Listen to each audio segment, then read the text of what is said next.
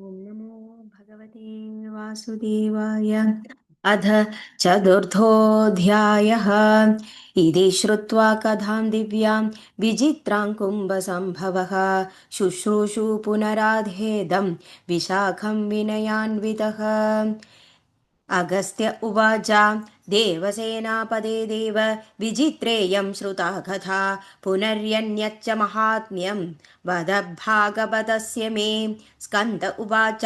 मित्रावरुणसम्भूत मुने शृणु कथामिमां यत्रैकदेशमहिमां प्रोगा भागवतस्य तु वर्ण्यते धर्मविस्तारो गायत्रीमधिकृत्य च गायत्र्या महिमा यत्र तद्भागवतमिष्यते। भगवत्या इदं यस्मात् तस्मात् भागवतं विदुः ब्रह्मविष्णुशिवाराध्या परा भगवती हि सा। हृतवागिति विख्यातो मुनिरासीन्महामतिः तस्य पुत्रो भगवत्काले गण्डान्ते पौष्णभादिमे स तस्य जातकर्माति क्रियश्चक्रे यथा विधि चूडोपनयादिश्च संस्कारानभिसोकरोत् यद आरभ्य जातोऽसौ पुत्रस्तस्य महात्मनः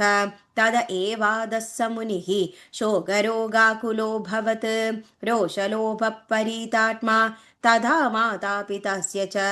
बहुरोगादिदा नित्यं शुचा दुःखीकृता भृशं ऋतवाक्समुनिश्चिन्ताम् अवापभृशदुःखितः किमेतत्कारणं जातं पुत्रो मेत्यन्धदुर्मतिः कस्यचिन्मुषिमुत्रस्य बलात् पत्नीं जहार च मेने शिक्षां पितुर्नासौ न च मातुर्विमूढतिः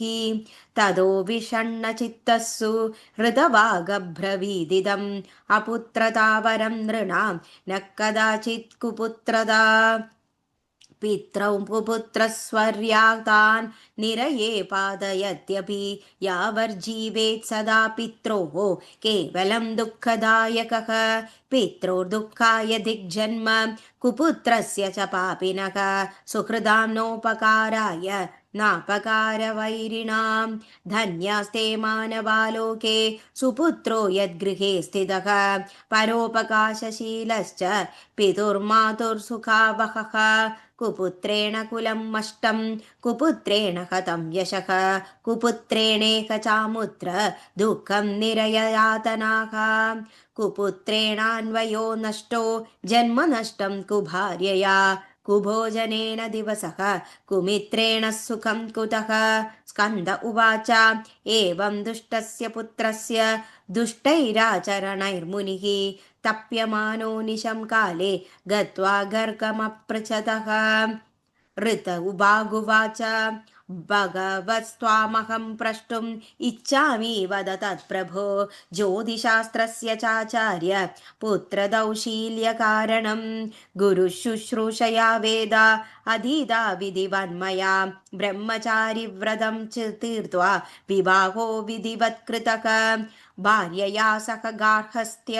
धर्मश्चानुष्ठितो निशं पञ्चयज्ञविधानं च मया कारी यथाविधि नरकाभिद्भृता विप्र न तु कामसुखे जया गर्भाधानं च विधिवत् पुत्रप्राप्त्यै मया कृतं पुत्रोऽयं मम दोषेण मातुर्दोषेण वा मुने जातो दुःखावहः पित्रोर्दुशीलो बन्धुशोकदः एतन्निशम्य वचनं गर्गाचार्यो मुनेस्तदा विचार्य सर्वं तद्धेतुं ज्योतिर्विद्वाचमब्रवीत् गर्ग उवाच मुनेनैवापराधस्ते न मातुर्न कुलस्य च रेवत्यन्ते तु गण्डान्धं पुत्रदौशील्यकारणं दुष्टे काले यतो जन्म पुत्रस्य तव भूमुने तेनैव तव दुःखाय नान्यो हेतुर्मनागपि तदुःखशान्तये ब्रह्मन् गजगदां मातरं शिवां समाराधय यत्नेन दुर्गां दुर्गदिनाशिनीं गर्गस्य वचनं श्रुत्वा कृतवा क्रोधमूर्छितः रेवतीं तुशशापासौ व्योम्नः पततु रेवती दत्ते शापेतुर्तेनाथ पुष्णोभं च पपातखात् कुमुदाद्रौ भासमानं सर्वलोकस्य पश्यतः ख्यातो रेवतश्चाभूतत् पातात् कुमुदाचलः अतीव रमणीयश्च ततः प्रभृति सोऽप्यभृत् दत्त्वा शापं च रेवत्यै गर्गोक्तविधिना मुनिः समाराध्याम्बिकां देवीं सुखसौभाग्यभागभूत् स्कन्द उवाच रेवतृक्षस्य यत्तेजस्मा जादातु कन्यका रूपेण प्रतिमालोके द्वितीया श्रीरवाभवत् अध तां प्रमुचः कन्यां रेवती कान्तिसम्भवां दृष्ट्वा नाम चकारास्या रेवतीति मुदा मुनिः निन्येदश्वाश्रमे चैनां पोषयामास धर्मदः ब्रह्मर्षि प्रमुचो नाम कुमुदाद्रौ सुतामिव अधकालेन च प्रौढां दृष्ट्वा तां त्रिरूपशालिनीं स मुनिश्चिन्तयामास कोऽस्य योग्यो वरो भवेत् बहुधान्वेषयंस्तस्य नाससाधोचिदं पतिं तदोऽग्निशालां संविश्य मुनिस्तुष्टावपावकं कन्यावरं ददाशंसत् प्रीतस्तम् अपि हव्यवाड् धर्मिष्ठो बलवान् वीरः प्रियवागपराजितः दुर्दमो भविता भर्ता मुनेस्या पृथिवीपतिः इति श्रुत्वा वजो वह्नेः प्रसन्नो भून्मुनिस्तदा दैवादाखेडदव्याजा तक्षणादागदो नृपः दुर्दमो नाम मेधावी तस्याश्रमपदं मुनेः पुत्रो विक्रमशीलस्य बलवान् वीर्यवर्तरः कालिन्दी जठरे जातः प्रियव्रतः कुलोद्भवः मुनेराश्रममाविश्य तमदृष्ट्वा महामुनिम् आमन्त्यतां प्रिये चेदि रेवतीं पृष्टवान् नृपः राजोवाच महर्षिर्भगवानस्माद् आश्रमत् क्व गतप्रिये तत्पादौ द्रष्टुमिच्छामि वद कल्याणि तत्त्वतः कन्योवाच अग्निशालमुपागतो महाराज महामुनिः निश्चक्रामाश्रमात्तूर्णं राजाप्याकर्ण्य तद्वचः तदाग्निशालाद्वारस्थं राजानां दुर्दमं मुनिः राजलक्षणसंयुक्तम् अपश्यत् प्रश्रयानन्दं प्रौढनाम च तं राजा मुनिशिष्यमुवाचः गौतमानीयमात्मर्घ्यम् अमर्घ्ययोग्योऽस्ति भूपतिः आगतश्चिरकालेन जामातेति विशेषतः इत्युक्त्वाख्यं ददौ तस्मै सोऽपि जग्राह चिन्तयन्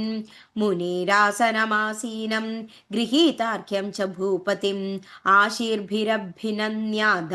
कुशलं चाप्यपृच्छद अपि तेनामयं राजन् बले कोशे सुहृत्सु च भृत्यो मात्रे पुरे देशे तथात्मनि जनाधिप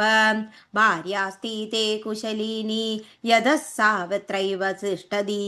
अदो तत्पृच्छाम्यस्यास्ते चान्यासां कुशलं वद राजोवाच भगवन् त्वत्प्रसादेन सर्वत्रानामयं मम एतत् कुतूहलं ब्रह्मन् मद्भार्या कात्र विद्यते ऋषिरुवाच रेवती नाम ते भार्या रूपेण प्रतिमा भुवि विद्यते त्रक्कथं पत्नीं तां न वेस्ति महीपते राजोवाच सुभद्राद्यास्ते या भार्या मम सन्ति गृहे विभो जानामि तास्तु भगवन् न वै जानामि रेवतीं ऋषिरुवाच प्रियेति साम्प्रतं राजं त्वयोक्ता या महामते सा विस्मृताक्षणादेव या ते श्लक्यतमा प्रिया राजोवाच त्ययोक्तं यन्मृषा तन्नो यथैवामन्त्रिता मया मुने दुष्टो न मे भावः कोपं मा कर्तुमर्हसि ऋचिरुवाच राजन्नुक्तं त्वया सत्यं न भावो दूषितस्तव वह्निना प्रेरितेनेथं भवदा व्याहृतं वचः अद्य पृष्टो मया वह्निः कोऽस्य भर्ता भविष्यति तेनोक्तं दुर्दमो राजा भविता स्यापतिर्ध्रुवं तदा धस्वं मया दत्तामिमां कन्या महीपते प्रियेत्यामन्त्रिता पूर्वं मा विचारं कुरुष्व भोः श्रुत्वैतत्सो भवत्तूष्णीं चिन्तयन् मुनिभाषितं वैवाहिकं विधिं तस्य मुनिं कर्तुं समुद्यतः अधोद्यतं विवाहाय दृष्ट्वा कन्या ब्रवीत् मुनिं रेवतृष्ये विवाहो मे तादकर्तुं त्वमर्हसि ऋषिरुवाच वत्से विवाहयोग्यानि सन्ध्यन्यर्क्षाणि भूरिशः रेवत्यां कथमुद्वाहः पौष्णभं नब्दिवि स्थितं कन्योवाच रेवत्युक्षं विना कालो मामोद्वाहोचितो न हि अधः सम्प्रार्थयाम्येत विवाहं पौष्णभे कुरु ऋषिरुवाच ऋतवाक्मुनिना पूर्वं रेवतीभं निपातितं भान्दरे चेन्न ते प्रीतिर्विवाहः स्यात् कथं तव कन्योवाच तव किं तप्तवानेक ऋतवागेव केवलं भवदा किं तपो नेधृक् तप्तं वाकायमानसैः जगत्सृष्टुं समर्थस्त्वं वेद्म्यहं ते तपोबलं रेवतृक्षं दिवि स्थाप्य ममोद्वाहं पिदः कुरु ऋषिरुवाच एवं भवतु भद्रं ते यथैव त्वं ब्रवीषि मां त्वत्कृते सोममार्गेऽहं स्थापयामृद्य पौष्णभं स्कन्द उवाच एवमुक्त्वा मुनिस्तूर्णं पौष्णभं स्वदपो फलात् यथा पूर्वं तथा चक्रे सोममार्गे खडोद्भव रेवती नाम्नि नक्षत्रे विवाहविधिना मुनिः रेवतीं प्रददौ राज्ञे दुर्दमाय महात्मने कृत्वा विवाहं कन्याय मुनिराजानमब्रवीत् किं ते भिलषदं वीर वद तत्पुरयाम्यहं राजोवाच मनो स्वायम्भुवस्याहं वंशे जातोऽस्मि हे मुने मन्वन्तराधिपं पुत्रं त्वत्प्रसादात् च कामये मुनिरुवाच यद्येषा कामना तेऽस्ति देव्या आराधनं कुरु भविष्यत्येव ते पुत्रो मुनिर्मन्वन्तराधिपः देवी भागवतं नाम पुराणं यत्तु पञ्चमं पञ्चकृत्वस्तु तच्छ्रुत्वा लप्स्यसे भीमदं सुतम् रेवत्या रैवतो नाम पञ्चमो भविता मनुः वेदविच्चास्तत्रज्ञो धर्मवानज पराजितः इत्युक्तो मुनिना राजा प्रणम्यं मुदितो मुनिं भार्यया सह मेधावी जगामनगरं निजं पितृपैतामहं राज्यं चकारः स महीपतिः पालयामास धर्मात्मा प्रजापुत्रान् वौरसान् एकदा लोमविशो नाम महात्मा मुनिरागतः प्रणिपद्यत्तमभ्यर्च्य प्राञ्जलिश्चाब्रवीन्नृपः राजोवाच भगवस्त्वत्प्रसादेन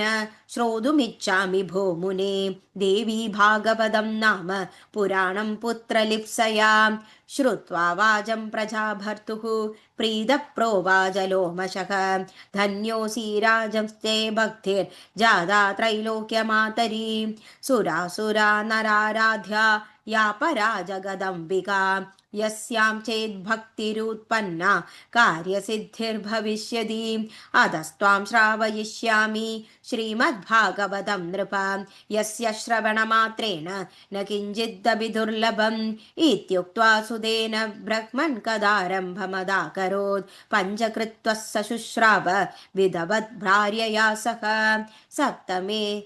दिवसे राजा पुराणं च मुनिं तदा पूजयामास धर्मात्मा मुदा परमयायुताः हूत्वा नवार्णमन्त्रेण भोजयित्वा कुमारिकाः बाढवांशस्थपत्नीकान् दक्षिणाभिरतोषयत् अधकालेन कियता भगवत्या प्रसादतः गर्भं ददार साराग्नि लोककल्याणकारकं पुण्येदसमये प्राप्ते ग्रह्ये संस्थानधाकरैः सर्वमङ्गलसम्पन्ने रेवती सुषुवे सुतं श्रुत्वा पुत्रस्य जननं स्नात्वा राजा मुदान्वितः स सुवर्णभासा चक्रे जातकर्मादिका क्रिया यदा विदिच्च दानानि दत्त्वा विप्रानतोषयत् कृदोपनयनं राजा साङ्गान् वेदान् पाठयत् सर्वविद्यानिधिर्जातो धर्मष्टोऽस्त्रविदां वरः धर्मस्य वक्ता कर्ता चरैवतो नाम वीर्यवान् नियुक्तवानस्तब्रह्मा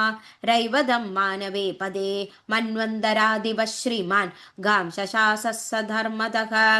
इत्थं देव्या प्रभावोऽयं संक्षेपेणोपवर्णितः